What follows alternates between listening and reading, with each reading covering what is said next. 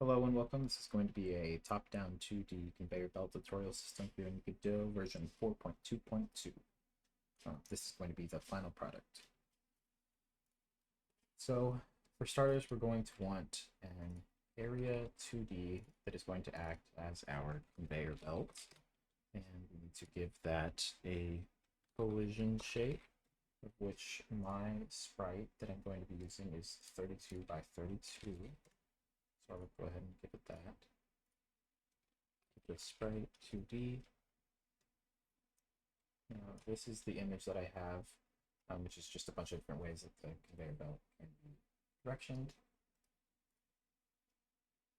And I have 5 H-frames and 3 vertical frames for this. Then on top of this, we need some system to detect if we have another conveyor belt system nearby. This is going to need another collision shape. This one doesn't need to be as large. I'm just only going to go 16 by 16 for this. The final node that we're going to need here is just a node 2D that's going to hold our items. Let's see this. And we're going to start here in the item holder. All right. Now, for starters, we just need a few variables.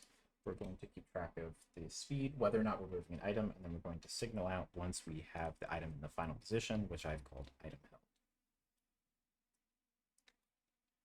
held. In each physics frame, we're going to make sure that we have children and that we're not, and that we are moving an item in order to do the following logic, which is to change the position of the object and move it towards our parent's global position. And when that happens, then we're going to set moving item to false and emit the signal that we have the item in its final destination. Now we're going to need 2 other functions as well to make this work here for the item holder. And that is a receive item, which is going to reparent the item from the previous conveyor belt to itself and tell us that we're moving. And then we also need an offload item, which is just returning, hey, let's give up the item that we put. And let's go ahead and save this as its own scene because we will use this in other locations. We'll work on the detector next.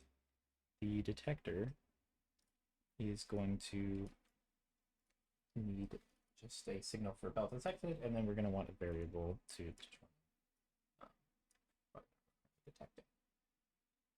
And we do not need this to be honorable since we're only going to look at the conveyor.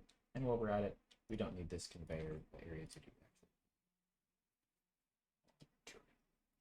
All right, now in each physics frame for the detector, if we are detecting, we will just check, are there any overlapping areas, of which I'm only expecting there to be 1.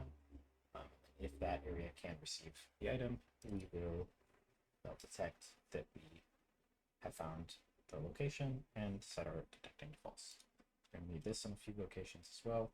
So let's go ahead and save that as its own scene and begin working on the conveyor.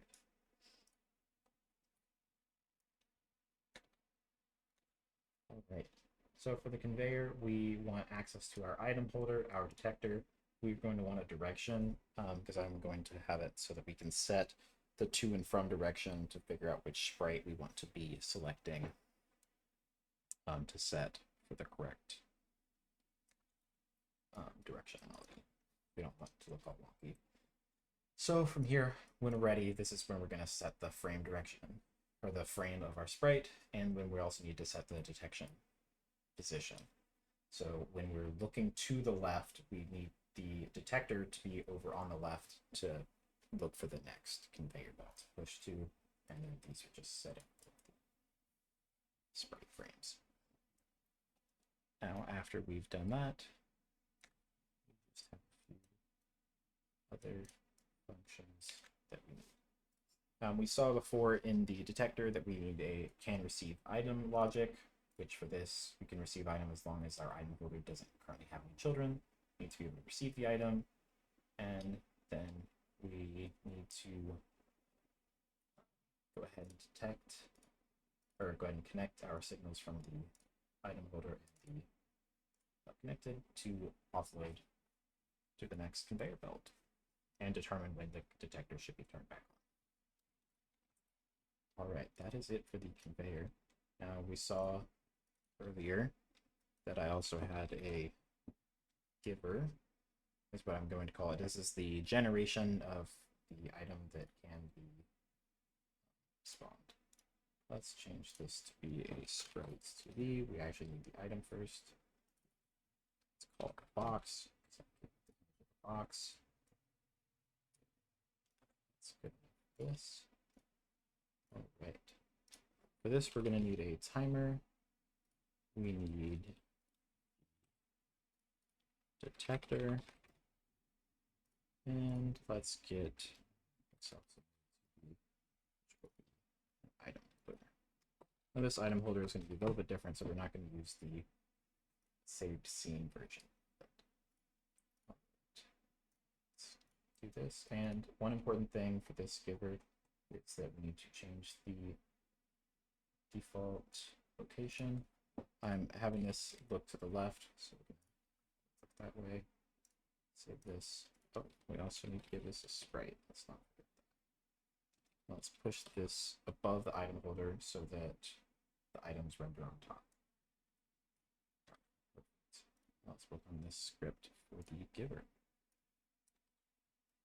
We have the location of our box scene as well as our different nodes that we need access to. Our timer, we're going to go ahead and we'll leave it at 1 second. We're going to turn one shot and auto start on. And now we just need to connect some signals for what we're going to do when the detector finds another belt, as well as when the timer times out. When the detector finds another belt, we're going to instance another box. We need to add it to our item holder in order to make it so that we're able to reparent, because you're not allowed to reparent a node if it doesn't already have a parent. And then we will tell the destination to receive the item, and we will start the timer all over again. Let's go ahead and connect these signals.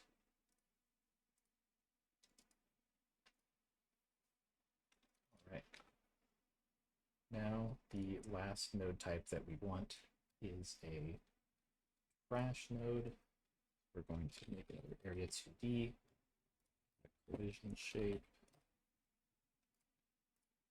set to 32 by 32.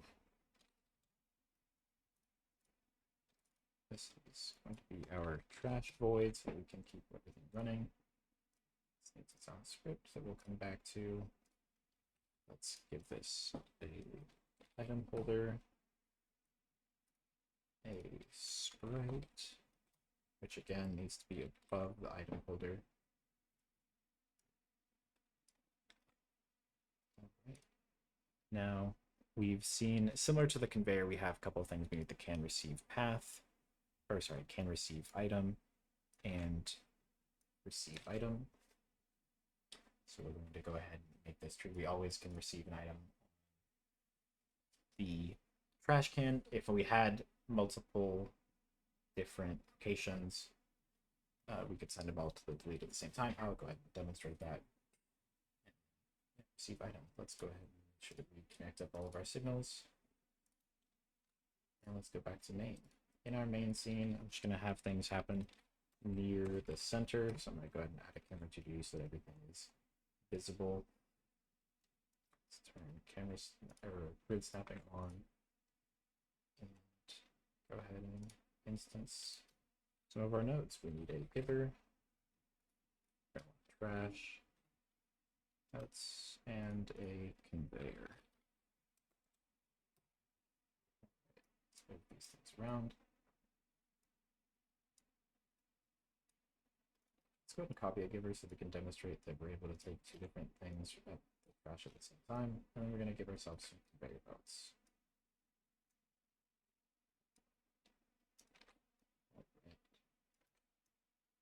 Grab a few conveyor belts here, and then we can show off that we were able to set the direction of each conveyor. So this is going to, from the right, it will push the items down. From the right, we will push the items down. From Oh, sorry, this one is not from the right. This one is from the top. This is also from the top, and we're going to push this to the left. This from the right, we're going to push this up so that it will snake down this way. This is going to go right to left. This is going to go right down. And this is going to go top down. Let's run this and see how it works. All right, then we now have our items smoothly moving on. Okay, it looks like we have some sprite mismatch with the trash. Let's take a look at that. We have that for that. Interesting. Sprite. That is strange. It looks like something. Maybe it is the position.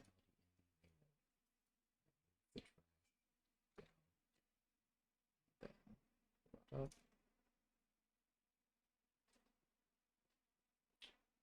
That might have messed it up a little bit from around in the middle of it. Let's switch to a new one and see how it works out. All right, it looks like having this ticket, oh, because it only moves one item at a time. All right, so it turns out that we should not actually do that. It's currently not set up to take multiple items. So let's set this to item dot get child count is equal to 0.